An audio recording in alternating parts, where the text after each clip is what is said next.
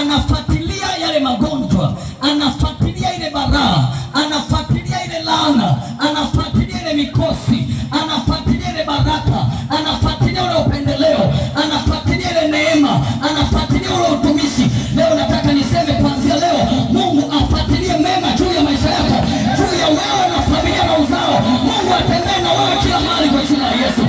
Watoto wako waseme msingi tulionao leo utumishi ulitengenezwa na baba, umetengenezwa na mama, alikuwa anapenda kufunga na kuomba, ikatokea familia ambayo inalitaja jina la Yesu kila mahali. Na mimi nasema watoto wako wajivunie wewe mahali, uzao wako wajivunie wewe mahali, familia yako wajivunie wewe mahali. Waseme familia ni familia iliyobarikiwa, lakini watokee kina Timotheo, watokee waliotengeneza imani iliyo njema, na uzao upite ndani ya neema hiyo. Wewe utaamike kwa ajili yao kwa jina la Yesu. Amen. Sema amen.